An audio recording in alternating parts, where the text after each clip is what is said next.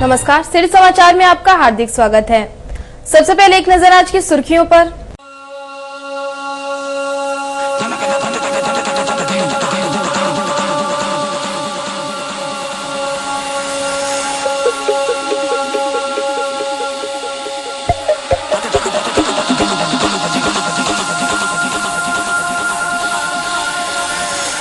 चार सौ 51 गागरों की विशालकाय कावड़, पालकी महोत्सव का आकर्षण।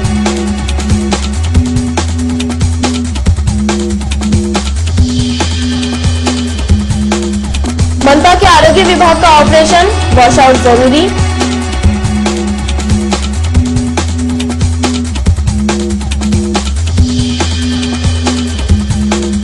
एएमटी सेवा बंद होने के कगार पर।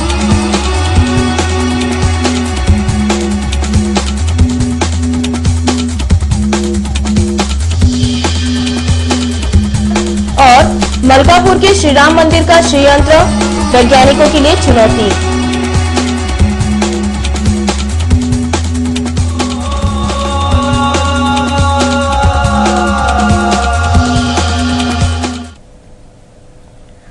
डाबकी रोड वासियों द्वारा इस साल 451 गागरों की विशालकाय कावड़ निकाली जा रही है, जो सभी के आकर्षण का केंद्र साबित होगी। इस साल डाबकी रोड वासी 105 फुट लंबी 451 गागरों वाली कावड़ निकाल रहे हैं, जो सभी के आकर्षण का केंद्र साबित होगी। डाबकी रोड वासी विगत 9 सालों से विशालकाय कावड़ निकाल रहे हैं। इस विशालकाय कावड़ में गागरों की संख्या इस साल बढ़कर 451 हो गई है। पिछले 10 सालों में यह कावड़ अकोला शहर की शान बनकर उभरी है। डाबकी रोड वासियों की विशालकाय कावड़ में शामिल सैकड़ों वारकरियों को सिटी चैनल द्वारा आकर्षक टी शर्ट दी जाती है, जिसके कारण डाबकी रोड की विशालकाय कावड़ सिटी चैनल के नाम से ही निकलती है। पहले यह विशालकाय कावड़ तिलक मार्ग होती हुई सीधे श्री राजराजेश्वर मंदिर पहुंचती थी, किंतु इस साल यह कावड़ कपड़ा बाजार गांधी मार्ग होती हुई श्री राजराजेश्वर मंदिर पहुंचेगी। इस प्रकार की जानकारी डाबकी रोड वासी ने सिटी न्यूज से बोलते हुए दी। वर्षी मागील 9 वर्षापासून डाबकी रोड वासियांच्या सहयोगाने भव्य कावड़ काढते, तरी यावर्षी सुद्धा मंडळाने 451 भरण्यांची कावड़ काढण्याचा निर्णय घेतलेला आहे। ही कावड़ 110 फूट लांब असून 15 फूट रुंद व 16 फूट उंच राहणार आहे आणि सर्व भाविक भक्तांच्या मंडळींच्या आग्रहास्तव ही कावड़ यावर्षी पालखी मार्गाने जैन मंदिरासमोरून गांधी रोडवरून राजराजेश्वराला जलाभिषेक करणार आहे। तरी सर्व भाविक भक्तांनी ही कावड़ हात लावावा आणि दर्शनाचा लाभ घ्यावा ही नम्र विनंती कावड़ डाबकी रोड वासी कावड़ मंडळाच्या वतीने करण्यात येते। महानगर पालिका के आरोग्य विभाग में एक बार ऑपरेशन वॉश आउट करने की जरूरत आ गई है। अकोला महानगर पालिका के आरोग्य विभाग का एक बार ऑपरेशन वॉश आउट करना निहायत जरूरी हो गया है। कई सफाई कामगार केवल कौड़ी का काम करते हुए दादागिरी कर हाजिरी लगाते हैं। यदि काम करना ही पड़े तो मन मार कर दिखावटी काम करते हैं, जिसके कारण शहर की सभी नालियां गंदगी से भरी पाई जाती हैं। सभी ओर अस्वच्छता व गंदगी इकट्ठा होने के कारण मच्छरों का बड़े प्रमाण में प्रसार हो गया है। सभी सामान्य लोगों को रात में सोना तक मुश्किल हो गया है। इतने अधिक प्रमाण में मच्छरों की पैदाश हो गई है। वर्तमान समय में जितने सफाई कामगार मास्टर हैं, उनमें से अधिकांश कामगार बिना काम के ही वेतन लेकर मुटा गए हैं।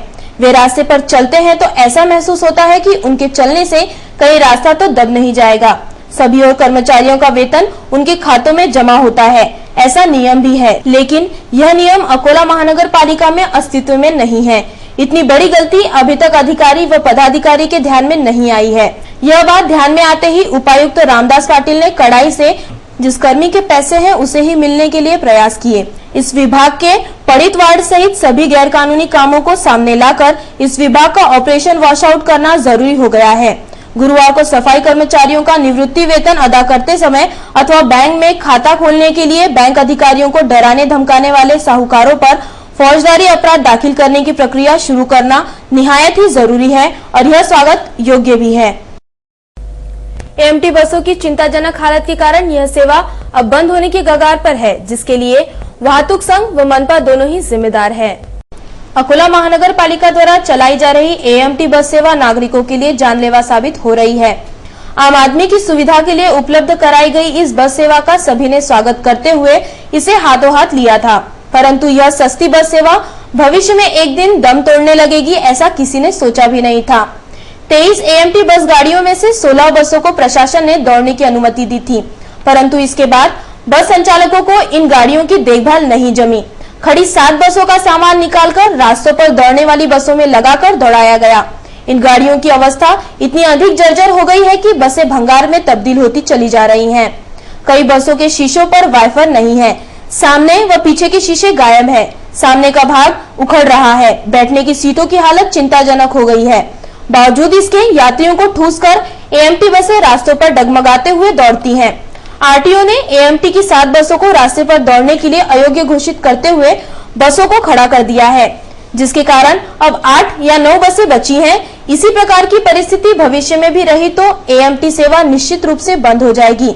ये सभी नियोजकबद्ध तरीके से किया जा रहा है, जिसके लिए मनपा प्रशासन व बस सेवा चलाने वाला वाहतुक संघ दोनों ही समान जिम्मेदार है। बुल्ढाना जिले के अंतर्गत आने वाले मलकापुर शहर में 500 वर्ष पुराना श्री राम मंदिर है। यह मंदिर अनेक विशेषताओं के लिए जाना पहचाना जाता है। बुल्ढाना जिले के मलकापुर में 500 वर्ष पुराना राजा नेमिवंत का श्री राम मंदिर है। यह मंदिर निजाम शाही काल से राजा नेमिवंत के अधीन था। इसी मंदिर में राम, सीता, लक्ष्मण तथा हनुमान की पाषाण की मूर्तियां विराजमान हैं। ये सभी मूर्तियां काले पाषाण की बनी हैं तथा इस मंदिर की स्थापना शंकराचार्य के हाथों की गई थी।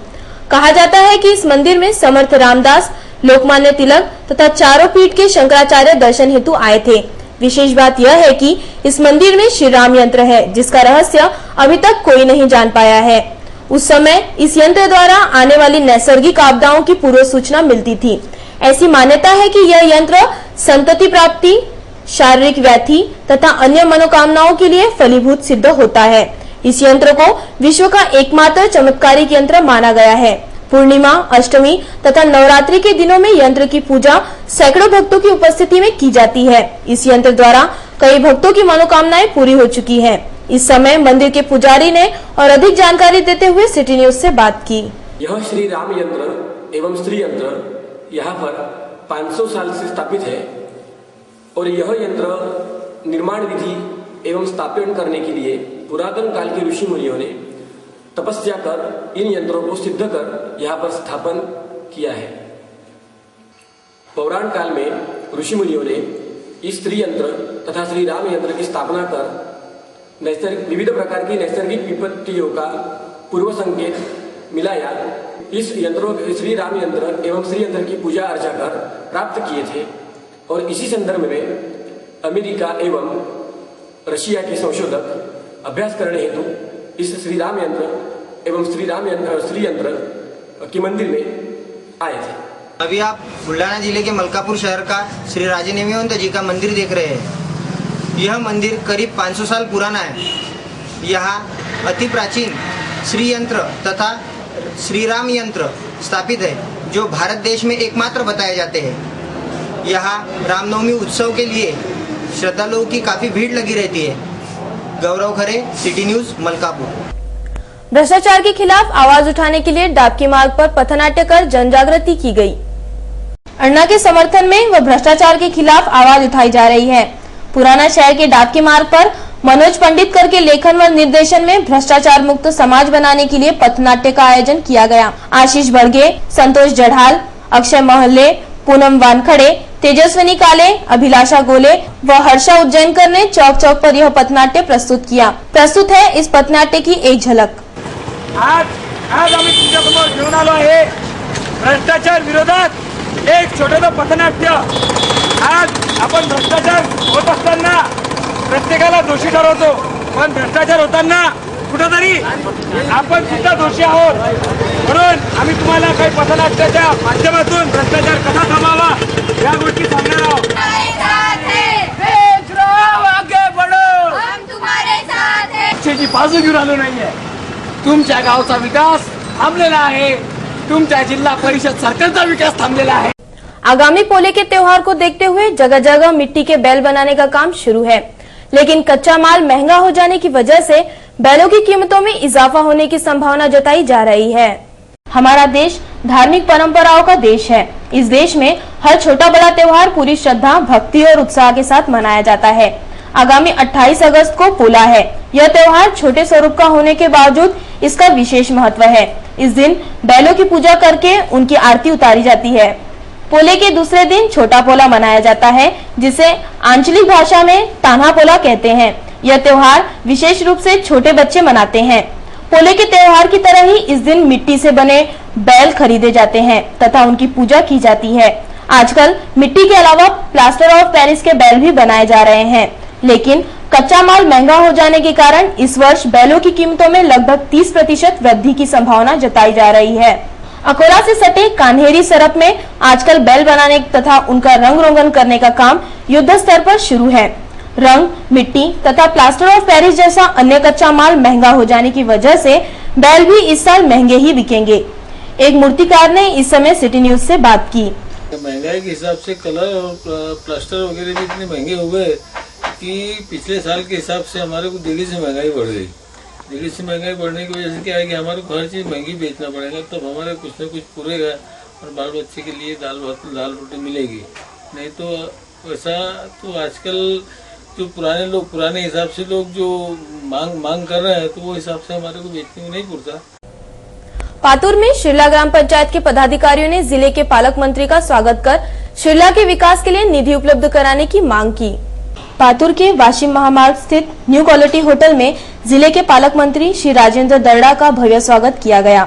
शिरला के सरपंच मोहम्मद शब्बीर भाई ने श्री दर्डा का स्वागत किया व शिरला गाँव के विकास के लिए निधि की मांग की। इस अवसर पर पालक मंत्री श्री राजेंद्र दर्डा ने शिरला ग्राम पंचायत के लिए स्वयं शिरला में उपस्थित रहने का आश्वासन दिया। इस अवसर पर शिरला के सरपंच मोहम्मद शब्बीर भाई, उप सरपंच जयतोष इंगले, दिगंबर ढाले, प्रमोद उगले, दीपक धाड़से, रफीक खान, मनीष ठाकुर, सुधाकर, बालू वानखड़े, संतोष गवई, बालू लोटे, बबलू शांताराम गवई, अरुण राठौड़, विनोद रोकड़े, उमाबाई महल्ले, मंदाबाई इंगले, ज्ञानदेव सातव, सचिन हिसलकार, संजू खरडे आदि नागरिक प्रमुखता से उपस्थित थे।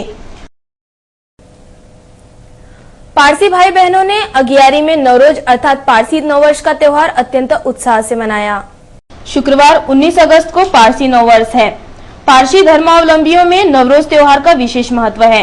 पारसी नववर्ष के चलते शहर की पंचायत समिति के सामने स्थित पारसी अगियारी में पारसी समाज के लोग इकट्ठा हुए और नववर्ष की शुभकामनाएं एक दूसरे को दी। अकोला में पारसी समाज के नागरिक अत्यंत अल्प प्रमाण में हैं। बावजूद इसके नवरोज का यह त्योहार अत्यंत उत्साह से मनाया गया।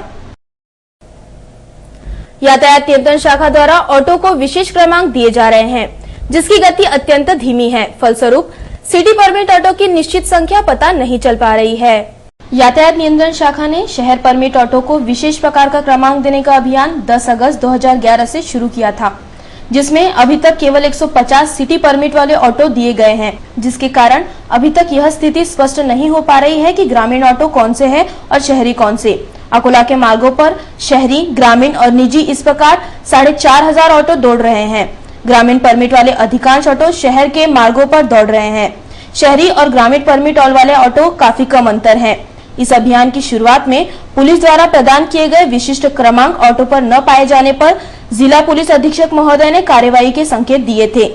ये विशिष्ट क्रमांक केवल सिटी परमिट वाले ऑटो को ही दिए जाने वाले थे। अकोला शहर के मार्गों पर दौड़ रहे हजारों ऑटो में सिटी और ग्रामीण व निजी ऑटो का समावेश है। विशिष्ट क्रमांक देने की गति कछुए से भी धीमी होने के कारण अभी तक 150 ऑटो को ही ये क्रमांक दिए गए हैं। जब तक सिटी परमिट वाले सभी ऑटो को विशिष्ट क्रमांक नहीं दिए जाते, तब तक यह पता नहीं चल पाएगा कि अकोला में कितने वाहन अवैध तरीके से दौड़ रहे हैं। अन्ना हजारे के समर्थन में अकोट शहर के मुख्य मार्गों से विशाल मोर्चा निकाला गया। इस मोर्चे में स्कूली छात्र बड़ी संख्या में शामिल हुए। जन लोकपाल विधेयक को लेकर अन्ना हजारे के समर्थन में आज पूरा देश खड़ा है तथा जनता उसमें महात्मा गांधी की छवि देख रही है। इसके मद्देनजर अकोट शहर में एक विशाल मोर्चा निकाला गया। अकोट शहर के संत गजानन महाराज मंदिर से उप विभागीय कार्यालय तक यह मोर्चा निकाला गया। इस मोर्चे में स्कूली छात्र छात्राओं ने बड़े प्रमाण में अपनी उपस्थिति दर्शाई। मोर्चे के दौरान छात्रों द्वारा वंदे मातरम, इनकलाब जिंदाबाद तथा अन्ना हजारे आगे बढ़ो, हम तुम्हारे साथ है के नारे लगाए जा रहे थे। इस समय केंद्रीय मंत्री कपिल सिब्बल तथा कांग्रेस प्रवक्ता मनीष तिवारी के खिलाफ जमकर नारेबाजी की गई। इस मोर्चे में सैकड़ों की संख्या में अन्य नागरिक भी उपस्थित थे। अन्ना के समर्थन में लोगों का सड़कों पर उतरना दूसरे दिन भी जारी रहा। ज्येष्ठ समाज सेवक अन्ना हजारे के समर्थन में लोग सड़कों पर उतर रहे हैं। यह सिलसिला पिछले 3 दिनों से जारी है। गुरुवार की रात शहर में कई जगहों पर कैंडल मार्च निकालकर लोगों ने अन्ना के प्रति अपना समर्थन जताया। सरकारी वैद्यकीय महाविद्यालय के छात्रों ने सौरभचार अस्पताल से एक कैंडल मार्च निकाला जो शहर के मुख्य मार्गों से गुजरा। इस कैंडल मार्च में मेडिकल के छात्र छात्राएं बड़ी संख्या में शामिल हुए थे। बालापुर नाके के पास से भी रात के समय कैंडल मार्च निकाला गया, जिसमें छोटे बच्चे भी बड़ी संख्या में शामिल हुए थे। मोर्चे में शामिल अन्ना समर्थकों ने वंदे मातरम के नारे भी लगाए।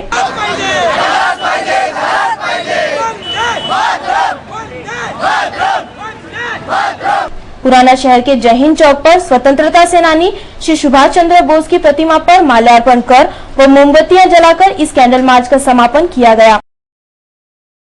शहर के पुराने इनकम टैक्स चौक पर नवयुवक दुर्गा उत्सव मंडल वीएचबी कॉलोनी निवासियों द्वारा भी रात के समय कैंडल मार्च निकालकर श्री अन्ना हजारे को अपना समर्थन दिया।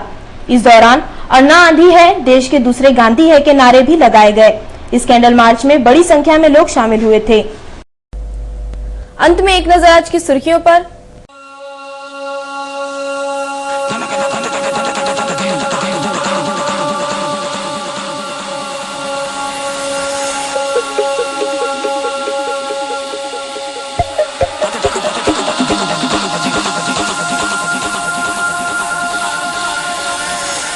चार 451 गागरों की विशालकाय कावड़, पालकी महोत्सव का आकर्षण।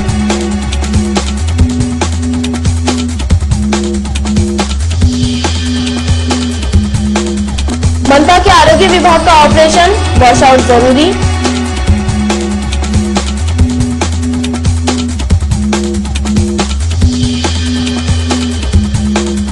एएमटी सेवा बंद होने की कगार पर।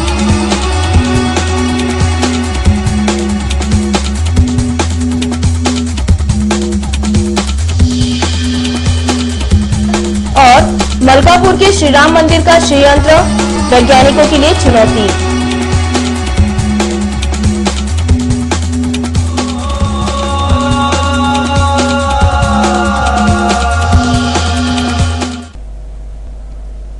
फिर मिलेंगे शहर की ताजा जानकारी तथा महत्वपूर्ण घटनाओं के साथ। नमस्कार।